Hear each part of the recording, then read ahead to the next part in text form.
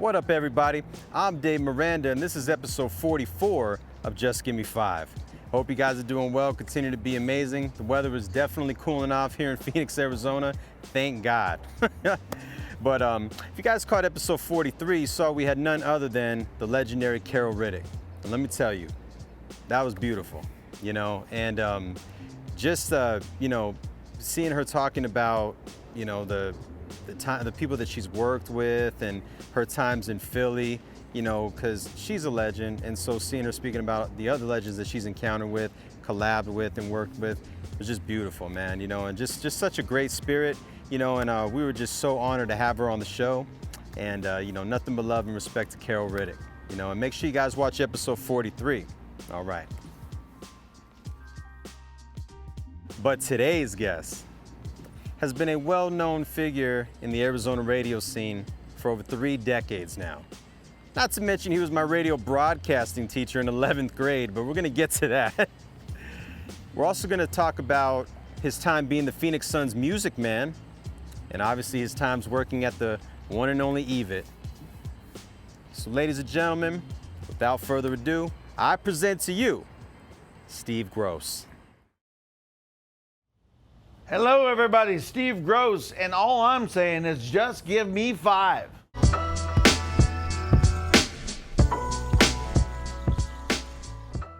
Oh boy, I would say I knew at 11 years old. I lived in North Dakota back then. Okay. And when I listened to the radio, Sunday mornings they played Casey Kasem's American Top 40. Yeah, man. And I didn't realize that Casey Kasem wasn't sitting in the studio in Minot. And I actually would play the contest. They would play out the countdown. I would write down all 40 songs. And at the end of the countdown, they would say, call in right now. And if you know song number 27 or whatever they picked that week, you're going to win the countdown. So I was 11 years old. I still remember the date. It was the weekend of November 27th, 1982.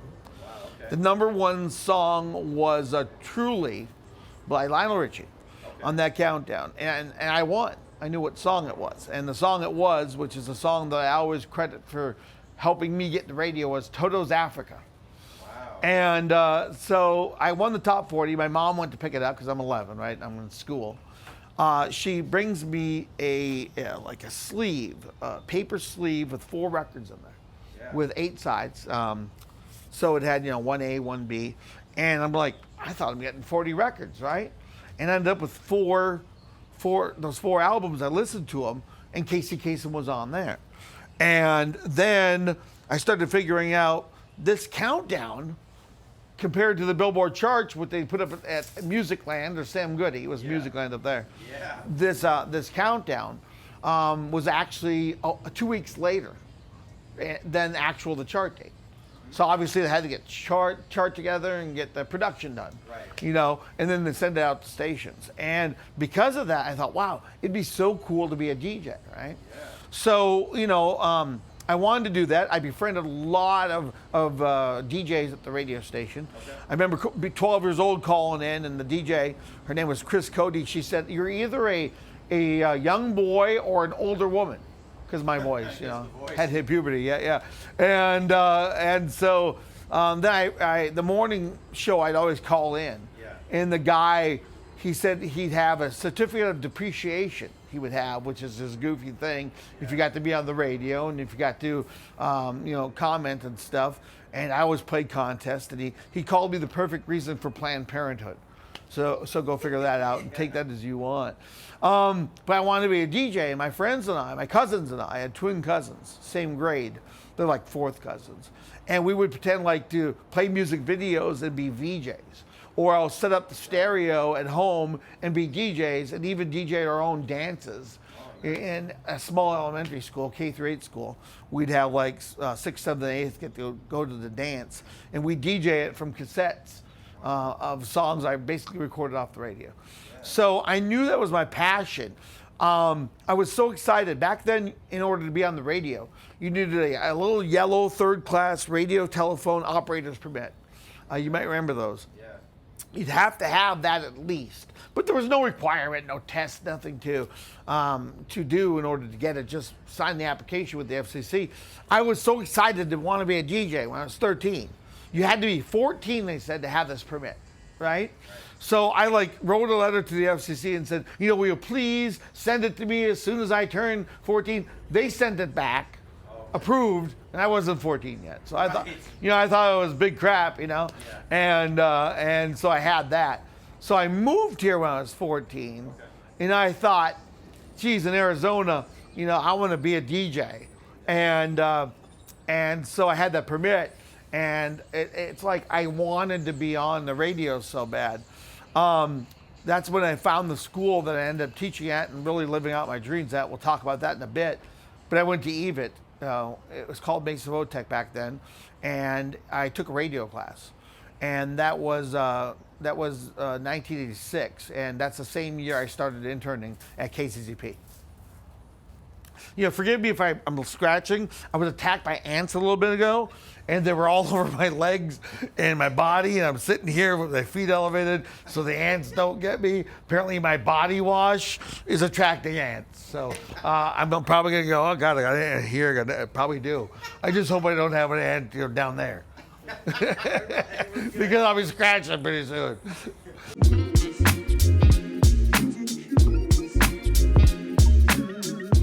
Well, station number 1 was KCCP, and I happened to get there during a legendary time. If you were to look at the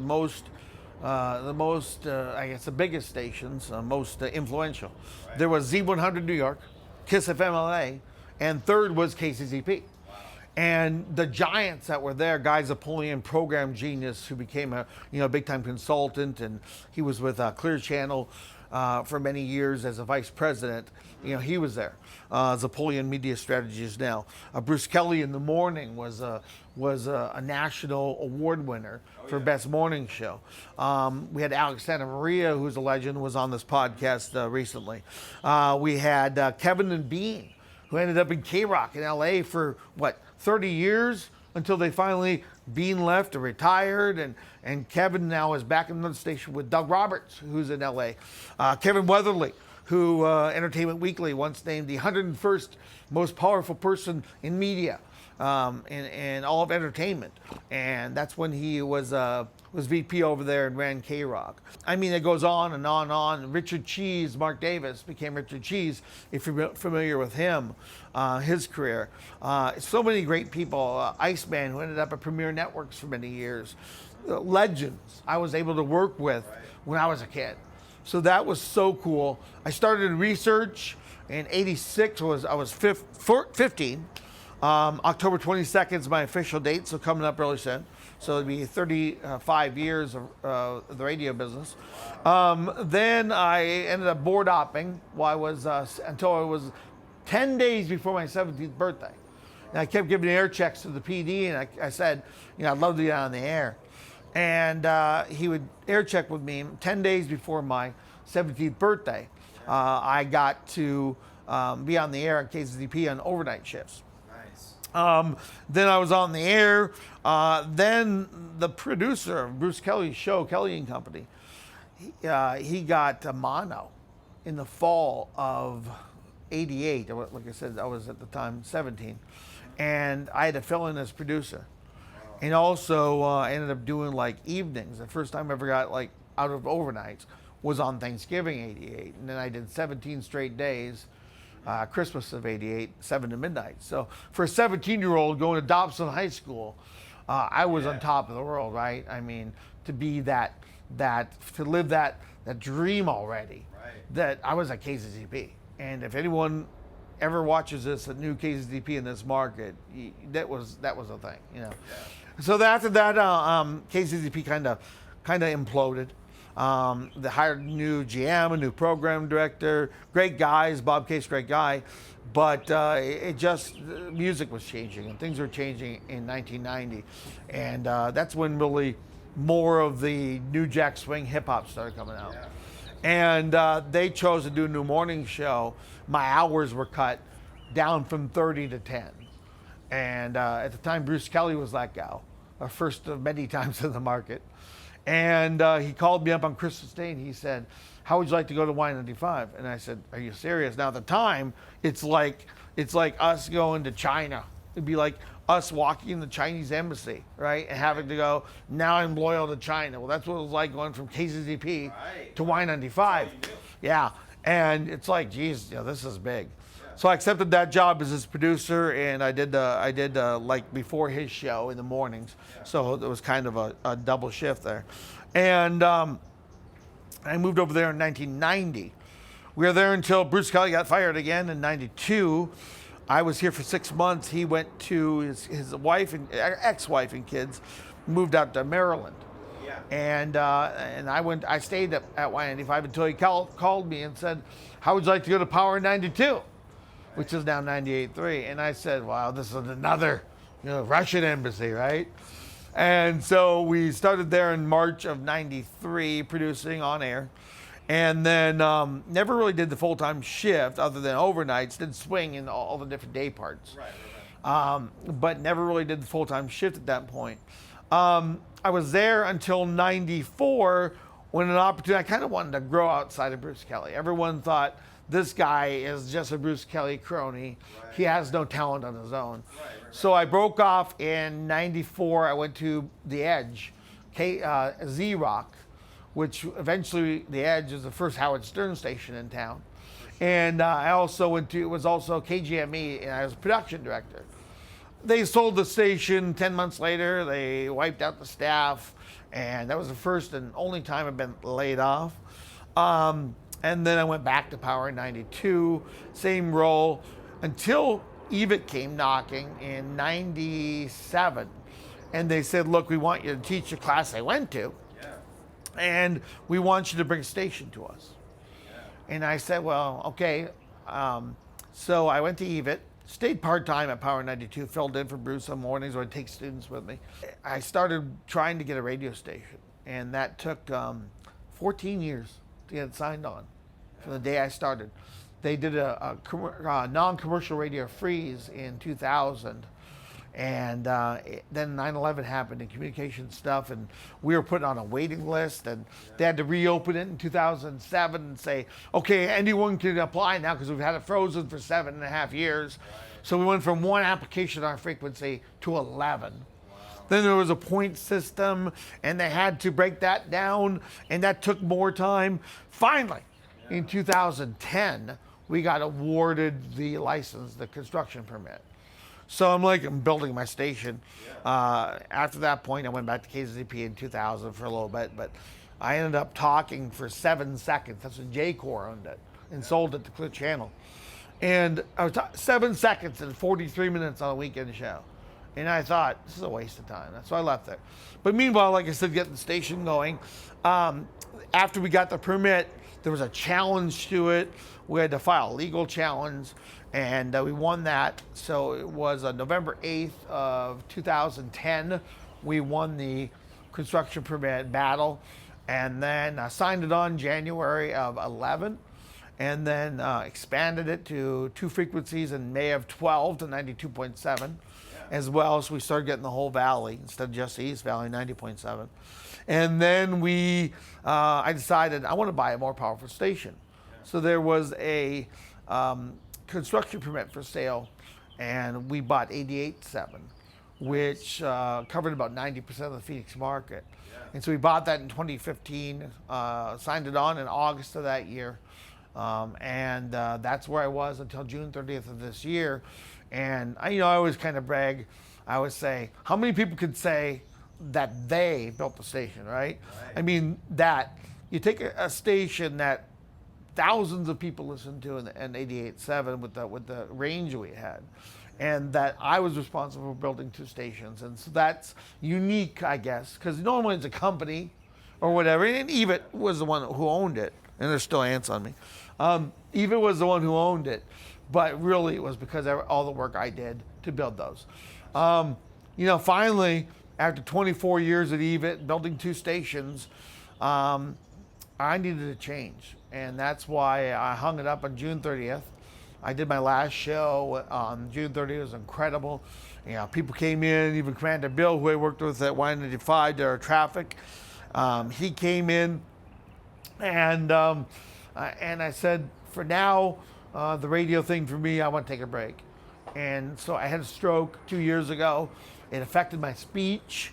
I think I've pretty much recovered from that because I can talk pretty fast again, but that was a challenge. I was back on the air 43 days afterwards. It's kind of ironic, too. I'm a DJ.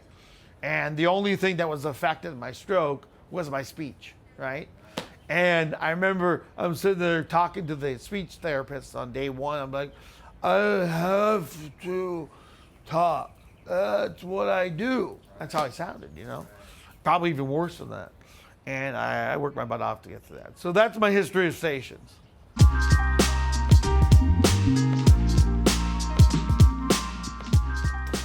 Oh, yeah, 1996. I'm a huge fan of the Suns, right? I have a basketball team, still doing now I'm the oldest man on the court. And I had Grosz basketball. And I was playing basketball all the time, fell in love with Charles Barkley. He was here. He just captivated the entire town and all the audience. And they're not coming to get me. The siren is not coming to get me. All right, are you? Are they? Okay. Ambulance. Huh? Maybe they're getting my ants off me.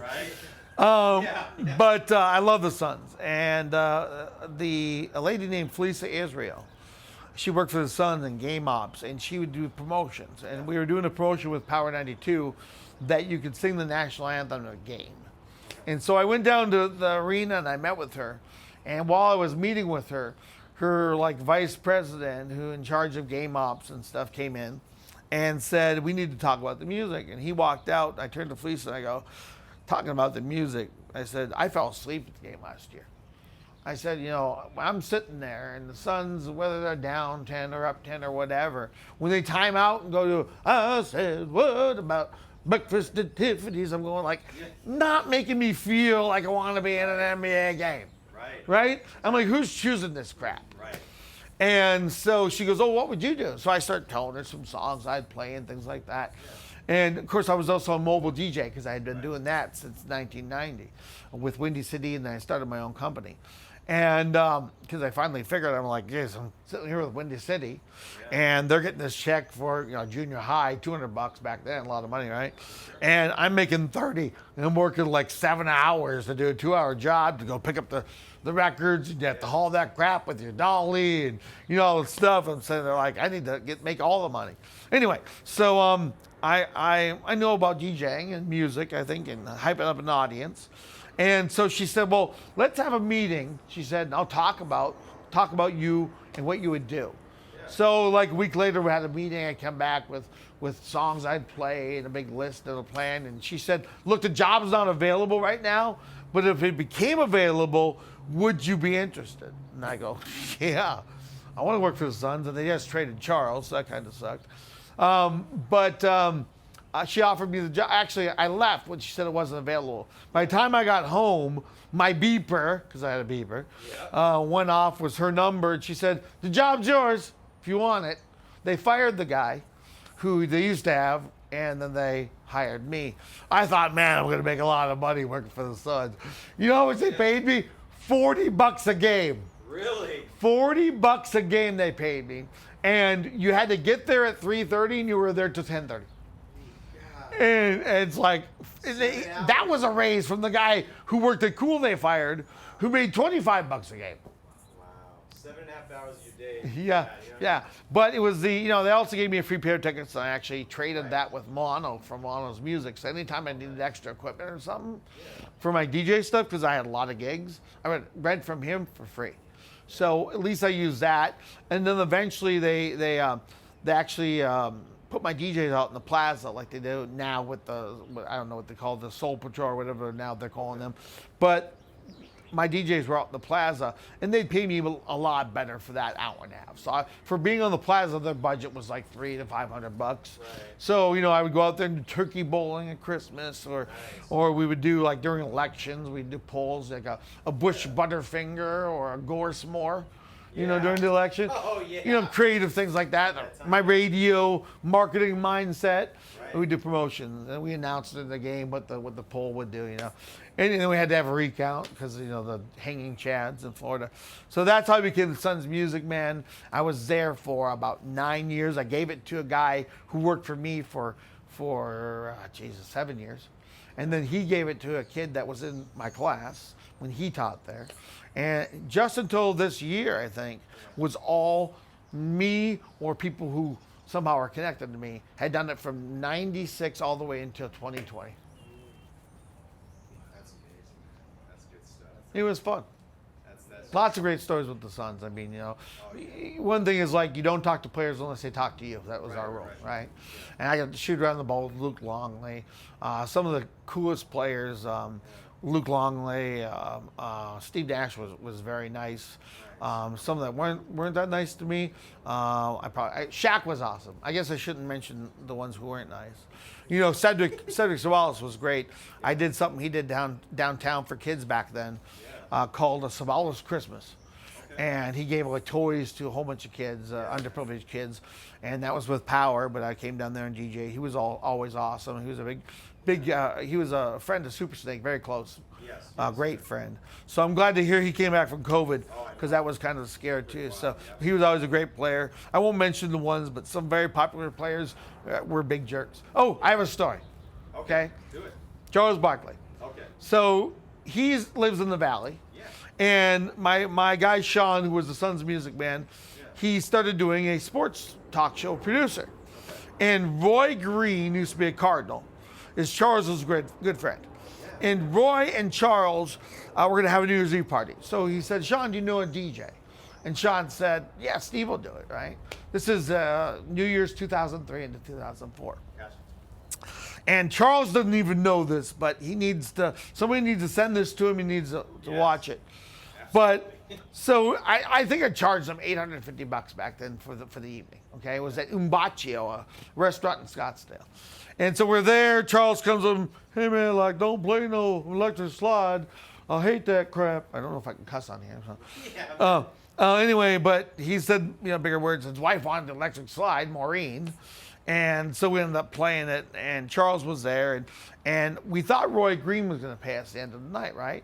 Well, he left early. It was like, 1:30 in the morning after it was all done. And so I go, well, just ask Roy Monday when you're in there. So Sean goes back to Roy and says, hey, Roy, can we get paid? He goes, oh, Charles was supposed to pay you. Here's Charles's number.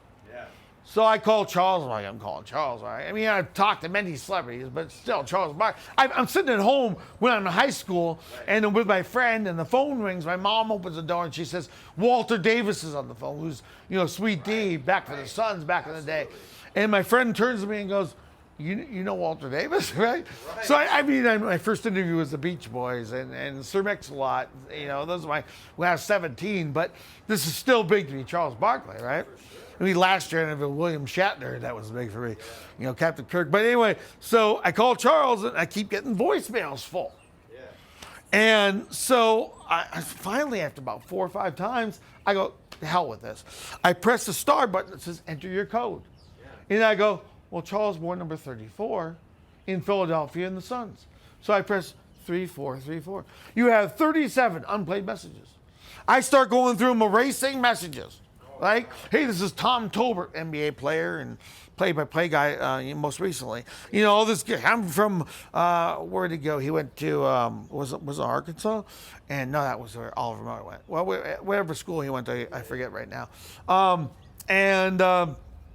started racing, like, students from college who want to interview him. So then I realized he ain't returning my call. This is his BS, guys I don't want to talk to phone number. So Sean goes back and asks Roy for the number, and I finally get Charles's number. I get his voicemail. Yeah. And I leave him a voicemail. Charles, I owe some money. You owe me some money. So he called me back. I got a voicemail from him. Yeah. Hey, man, this is Charles Barkley. Hey, I'm sorry I never paid you, but I'll be in town next week. Give me a call, right? Yeah. So I call him next week. Phone's disconnected. Oh, my goodness. Son of a bitch owes me $850. So if I figure late fees and interest right now, 18 years later, he owes me somewhere around, I don't know, $27,000. So Charles, pay me. ASAP. But you know what? Having the story is actually better than gets getting paid that night. Right, absolutely. Because I can tell this story, and then you sit there and go, that's hilarious. Right, man.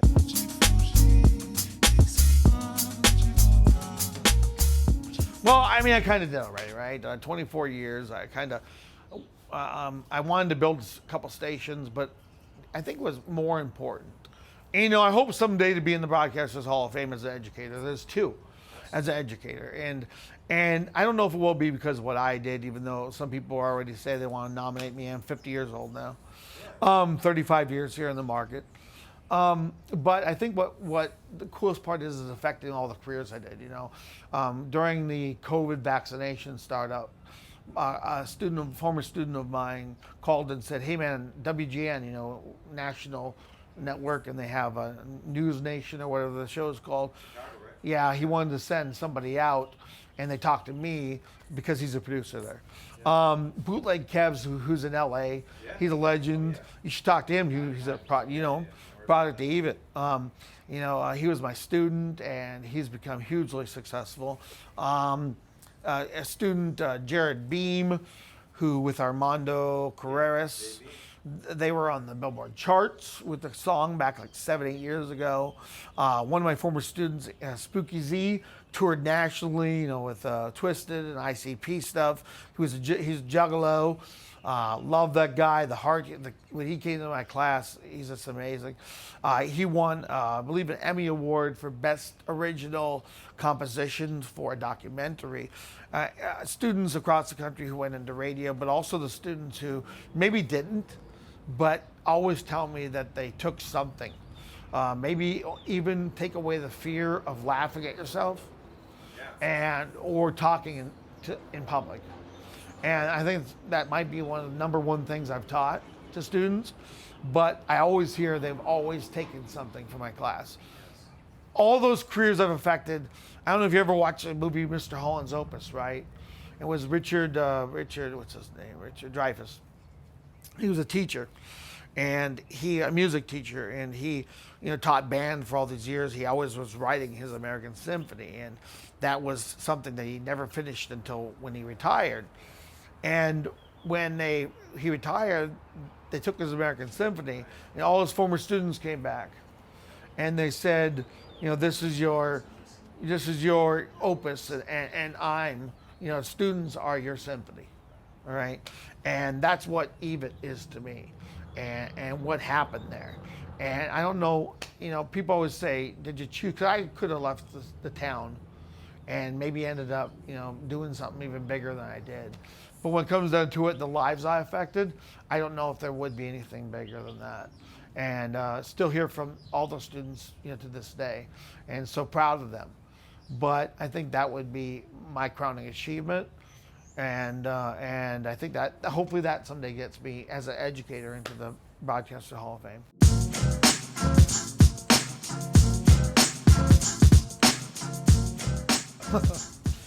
Okay. Yeah, I guess you're right, the ego thing. And I've worked with some people with egos who didn't deal with fame, even on a local level, like maybe they should have, because they talked down to people and never respected certain people. I always promised I would never be that way. And I think that was ingrained in me by a lot of people early in my career. I brought in a plastic helicopter, and I said, this is my traffic copter, and I come into KCCP, and someone had melted it and said, take your ego down, kid, because I was 17 years old, right? But like being on the air and stuff, and being treated differently, I guess, is kind of cool. It's great. I think it's more important, and there's a young lady named Heather who's a big fan of Valley Radio, and anyone on the radio knows her from the years. She was a big fan of Brian Allen, who passed away earlier this year from COVID, and love him dearly, but she was a fan of all stations. She showed up one day when I signed on 92.7 from Arrowhead area, which is 45 miles away from where the remote was in Tempe.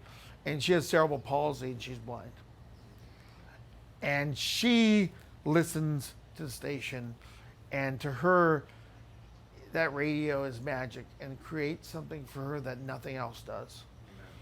And when you know that you can be something special to someone, you can be a friend when they're having a bad day, that they can call you, or even when I was on the air most recently with all texting now, right? The messages I get, and luckily at the Pulse I kind of ran the place. I played whatever I wanted. People could feel like they had a friend or wanted to dedicate it to their wife or their anniversary or husband or that. When you know you can make that special connection with people, that feels good. It really does. And also the community stuff that even though, you're there and you might be there as a DJ or celebrity or hosting, what you're doing is helping the community because you're helping bring attention to an issue. All that, more than just people, who I'm, walk down to the state and I'm doing something with my teacher's certificate, and the lady says, "I know your voice, right?" And I go, "Oh, I'm on the radio," and she's, "Steve," or whatever, or going to somewhere, getting out of a ticket when the cop pulls you over. There you go. Because you got a KCCP shirt with you. "Oh yeah, I work KCCP. Right. Oh, you work. My daughter loves it. Oh, here, I have a shirt, right?" Yeah. Or taking stuff in from the KCCP or the Y95 cassette stash and getting free food at Church's Chicken or whatever it was. There you go. Yeah. It's awesome. Exactly. I love Church's. Man, Church's. I love it, man. This is why I look like this. Church's Chicken. Let me tell you. Now Popeyes too. But being able to have that experience happen when you're 11 years old, when I go back to your first question, and you fall in love with radio and you want to go to those award shows, which I used to, when I was in Minot, I'd watch the award shows on TV. I'd call up the station and report on them. And when I was 18, 4 years later, I was at my first award show, and being at, I'm going to say 40 plus award shows, from the AMAs to the Grammys to the Emmys to the MTVs, being backstage. How many people get to do that, right? Wow, yeah. And I have a wonderful girlfriend now. Her name is Gwen. Hi, Gwen. And when I interviewed Rick Springfield, that's her crush, her man crush. And then just a couple months ago, and then my woman crush is Olivia Newton-John, so I had her on, so it was kind of our battle. There you go. And she's saying to me, by the way, Olivia did. Nice. Yeah. That's a win. Yeah, right yeah, right on the radio. But I never got married, never had kids. Right. And when I look back, I go back to my home state, and I'm going back next week for a few days for my aunt's birthday. But when I look back on that, I would say, did I do the right thing? Because all my cousins who are my age, I got 20 of them, right. They got married and had kids, right. and they did the thing. And I go back, but this is me. And how many of them can say they partied with Will Smith? Exactly. Or all that stuff. Exactly. And so did I do it the way I wanted to do it? Hell yeah, I did. Yeah, right? Yep. And so it was right for me. And I look back at that, and I yearn for the old time radio days before it changed so much. KCCP, Y95, Power 92, Steve Smith, Power 92, Big Daddy, who I still have dinner with all the time, who was a great guy. Super Snake. Do you know Super Snake's real name? Can't tell you. But going through all that, it was amazing. And so, yeah, I did it right, and I've been lucky.